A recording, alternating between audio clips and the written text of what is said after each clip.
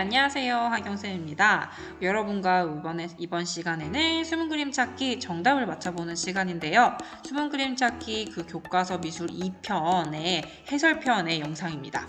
우리 정답을 한번 맞춰보도록 할게요.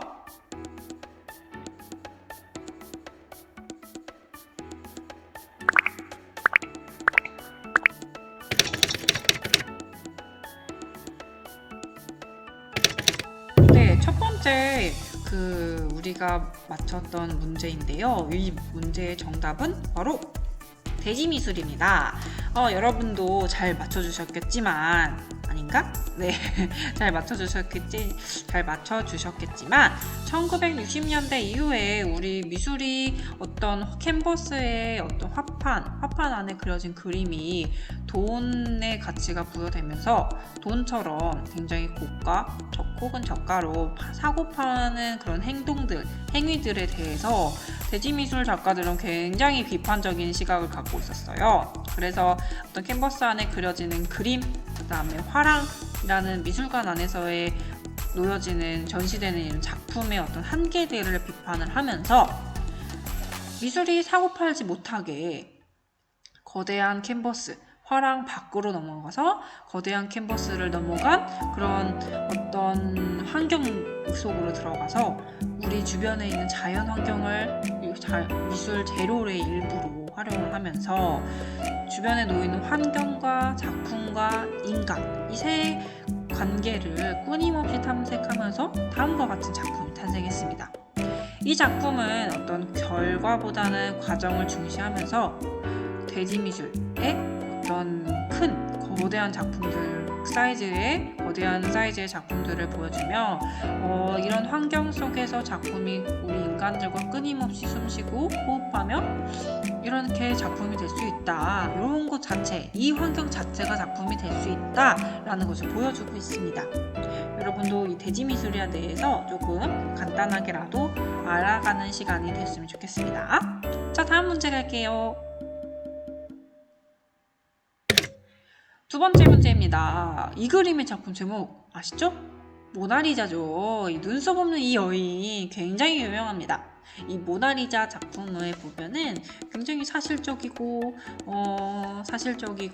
원근감과 어떤 명암법과 굉장히 섬세하게 묘사되어 있는데요.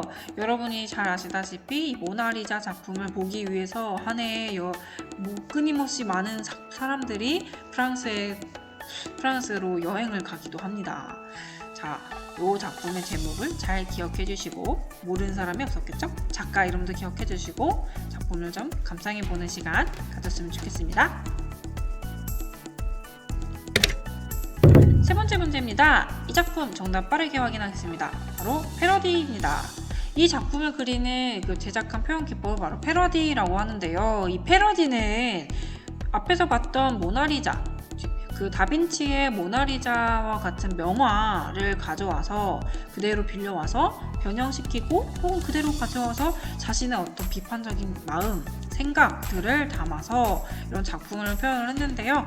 이렇게 패러디 기법은 되게 유명한 작품일수록 원작과 대비되는 어떤 작가의 메시지가 더 효과적으로 전달됩니다.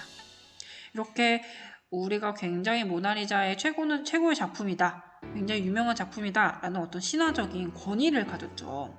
이 모나리자가 가진 권위를 비판을 하면서 이렇게 조롱하듯이 수염도 그려놓고 메시지도 그려놓는 이런 작가의 의도가 보이네요.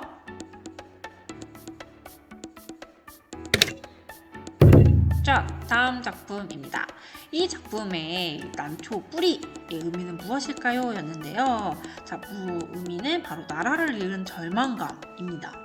우리가 이 난이 당대 이 문인화가였던 민영익 자신, 어떤 왕을 향한 충신들을 상징한다면 이 난의 뿌리가 그대로 드러나 있습니다.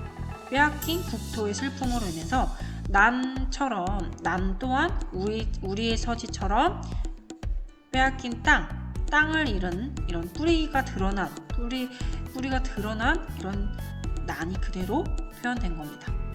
이 나라를 이루면 난을 그리더라도 흙은 그리지 않는다 라는 정사초의 말을 고사를 그대로 표현한 것이죠. 이렇게 당대 1910년대에 일어났던 일본과의 어떤 한일 합병 조약으로 인해서 나라를 잃은 슬픔을 민영익이 이런 식으로 표현한 겁니다. 이렇게 동양화는 단순히 그냥 먹으로만 그린 그림이다, 되게 지루하다 라는 것이 아니라 이 소재들이 그린 작가의 마음을 먼저 헤아려주는 게 우선이 될 것입니다.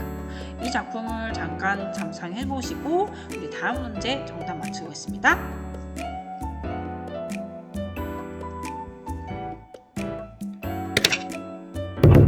자, 다음 문제입니다. 이 그림에 사용된 재료에 따른 종류는 바로 수묵화입니다.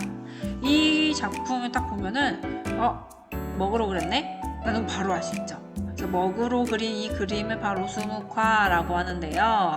이 먹의 농담만으로 표현을 한 이 작품은 바로 이 청대 무리나가 팔대산인이라는 작가의 팔팔조도라고 합니다. 이 작품을 자세히 감상해보면 머리를 앞가슴에 푹 묶고 눈을 감아버린 어떤 새 한 마리가 서 있는데 근데 새가 다리가 두 개가 아니라 하나네요. 이렇게 한 발로 거친 바위 위에 아슬아슬하게 서 있는 모습이 굉장히 위태로워 보이는데요. 여러분이 이렇게 거친 바위 위에 한 발로 서 있는 게 얼마나 아슬아슬할까요? 한번 생각해보면 굉장히 아슬아슬하구나, 위태롭다 라는 마음이 들 텐데, 이 팔팔조도 이 작가는 이 팔팔조도 이 새를 통해서 자신의 처지를 그대로 담아 표현한 작품입니다. 이 당시에 이 작가는 이 청나라, 중국의 청나라 이전의 명나라의 왕족이었죠. 왕족이었는데 이 청나라가 명나라를 멸망시키면서 나라를 잃고 승려로 살아가게 됐는데 그 현실이 얼마나 고통스러웠으면 자신의 처지를 이렇게 표현했을까라는 생각을 해주시면 좋을 것 같아요. 이 작품처럼 이 작가는 나라를 잃는 슬픔 때문에 새가 눈을 감아버리고 세상을 외면하고 자기의 현실을 말해주듯이 굉장히 거친 파도, 거친 바위 위에 거친 삶을 비유하듯이 거친 바위 위에 자기가 한 발로 되게 아슬아슬하게 살고 있다 라는 자신의 현실을 정말 말해주듯이 표현을 한 작품입니다. 그냥 보면 새를 그렸구만 라고 넘어갈 수 있는 이 작품을 뜻을 헤아려 보면 굉장히 다양한 의미와 당시의 상황까지 고려하면 굉장히 의미가 확 다르게 다가오죠. 이렇게 동양화의 작품을 소재를 하나씩 살펴보고 당시의 상황들을 한번 살펴보면 굉장히 뜻깊은 그런 작품들이 많으니까 한번 감상해 보시면 좋을 것 같아요.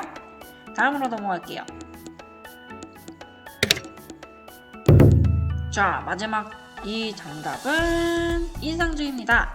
여러분이 잘 아시다시피 인상주의 작품은 이렇게 빛을 딱 그대로 그림 위에 담아내고자 했죠. 그래서 우리 주변 일상의 야외로 나가서 풍경을 딱 보면 강렬한 태양빛에 딱 변하는, 이런 시시각각 변하는 순간들을 우리 눈으로 통해서 객관적으로 딱 포착해서 담아내고자 했죠.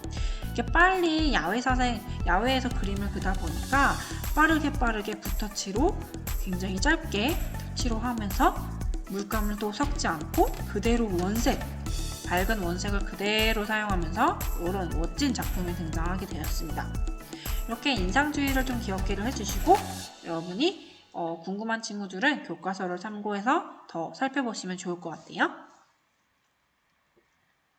네, 오늘은 여기까지였고요. 여러분이 몇 개를 맞았는지가 중요한 게 아니라 이런 교과서에 이런 유명한 작품들도 있고 내가 몰랐던 작품들을 한 번씩 살펴보고 감상해보는 걸 큰 의미를 두셨으면 좋겠습니다. 네, 여기까지 하겠습니다. 수고하셨습니다.